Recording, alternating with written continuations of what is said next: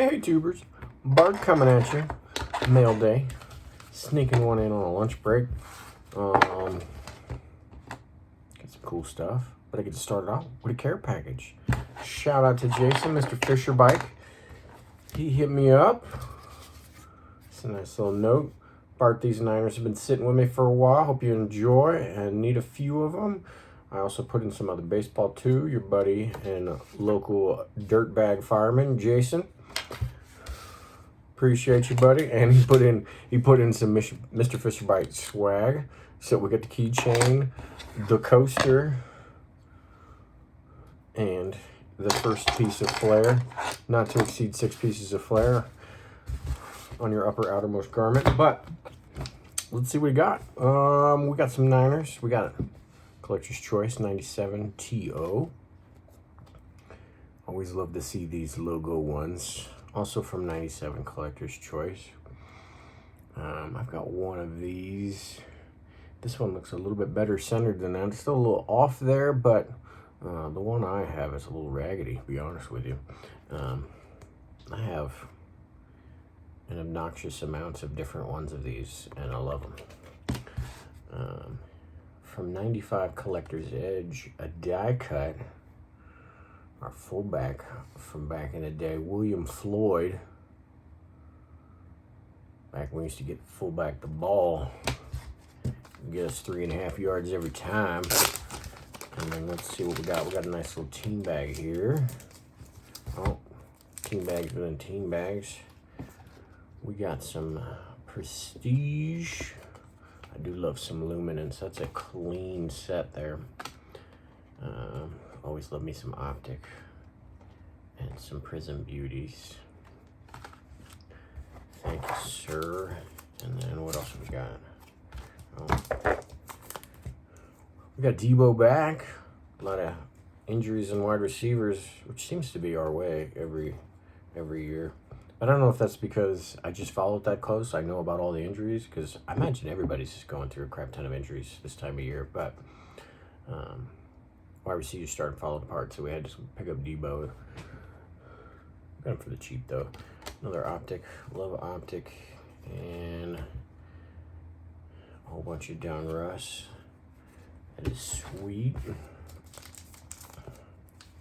And then we got some baseball. We got my guy Max Scherzer. Oh, that's a thick card. I was trying to peel it away from a second card. That's a thick one there. Got rookie DJ Hers. That's a little bit of a foil one. That's 17 tops right there. That's 18. Love those. And then these are sneaky cool. The Halloween ones. These are the ones with the bats. That's Ayuk and Jerry Rice. So, Jason, much appreciated, sir.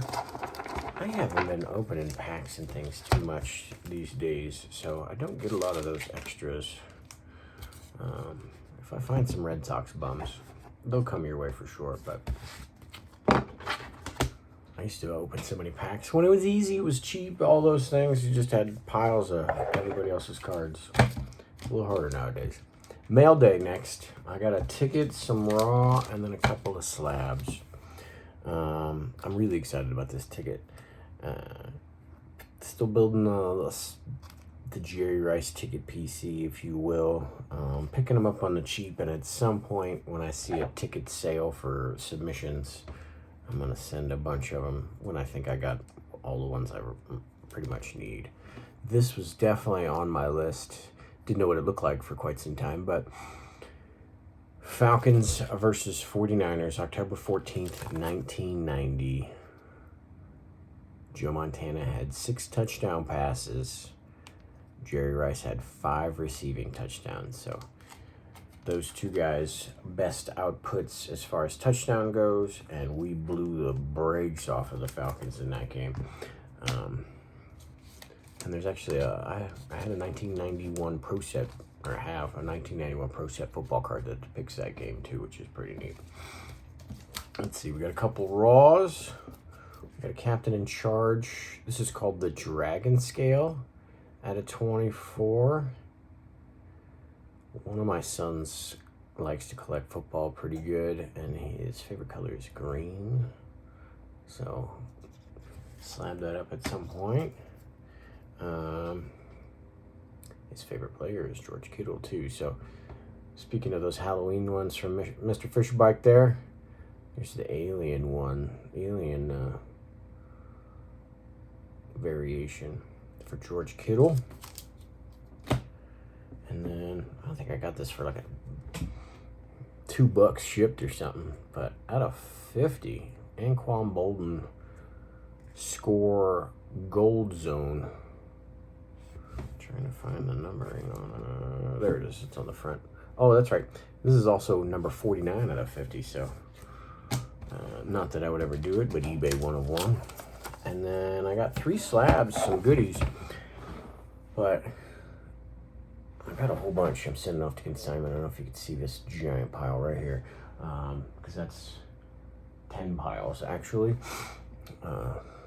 Still trimming down where I can, and then some values are skyrocketing, so it's like, all right, well, I got to capitalize on those. Some basketball inserts are doing crazy.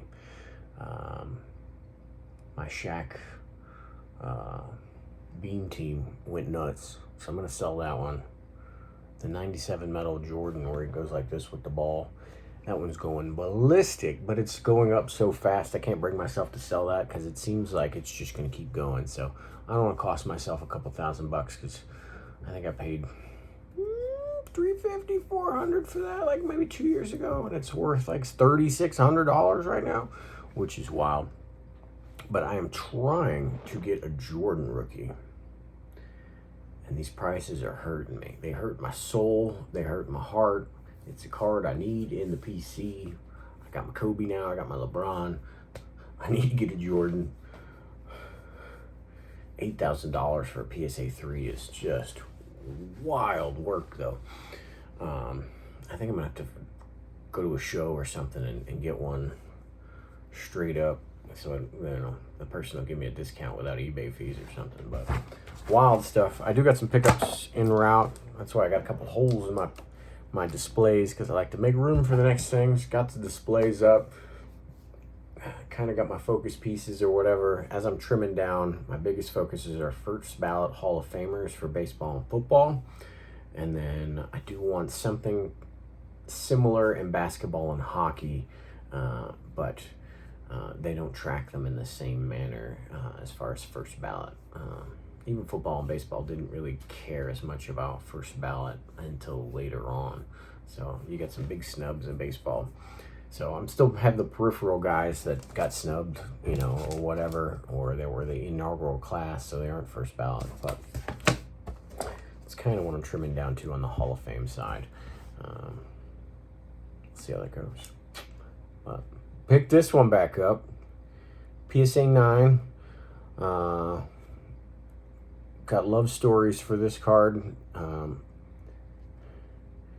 So it always got a fond place in mind, but my first big sell-off during COVID times, I bought this card 2019, 2020 for $130. Sold it for like $5,400 in PSA 10 during COVID times. Crazy work. Went with the 9 here, caught it on a dip.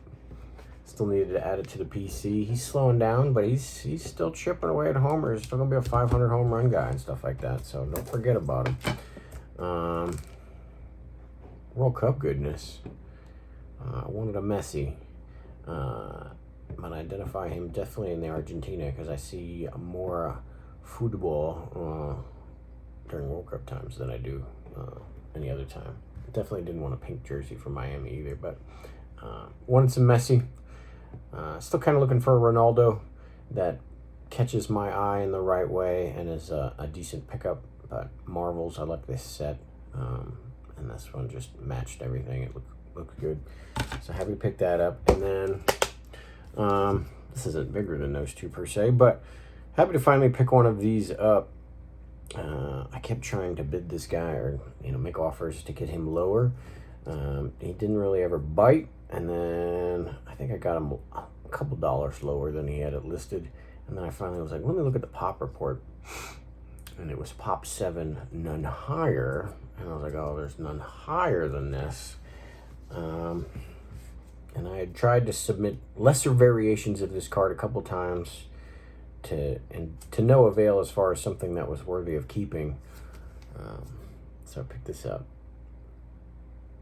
The Gold Refractor Randy Moss PSA 9 from 2012 out of 50.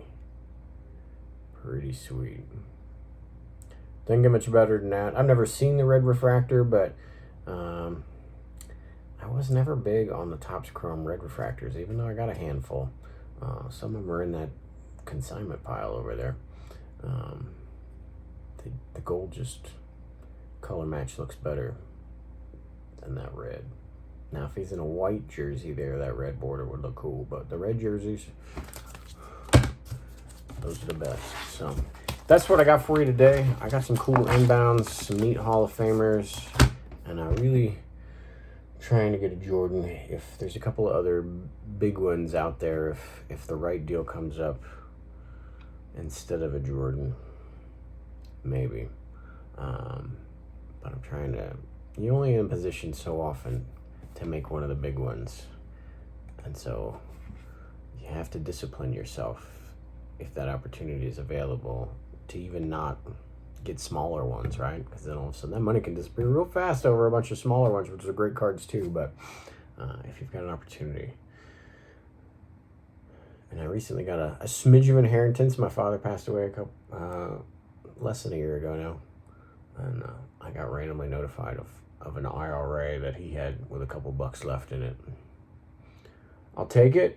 So I'm trying to make use of it and then put something in a PC that, you know, reminds me of Pops too, right? So we'll see how that works out. Prices are going crazy for them basketball though, so probably a good time to hold if you've got them. But if you can find the white ones in raw and pallet some of those grading prices, probably some room for making a couple bucks too in the hobby. So this is card room. Maybe I'll show it. I want to do some PC showcases. So if anybody's got any ideas there, let me know. And I recently found out here in Colorado Springs there's a monthly card show. So I'm looking forward to at least taking one of the kids. I try not to take the whole herd if I don't have to, because then I don't get to look at anything but Pokemon and stuff, which is kind of cool too. There's some neat art in some of those, but it's not what I'm necessarily trying to collect. I'm looking forward to that. Pikes Peak card show, something like that. So we'll see how that pans out. Maybe I'll find a Jordan there. Until next time, later.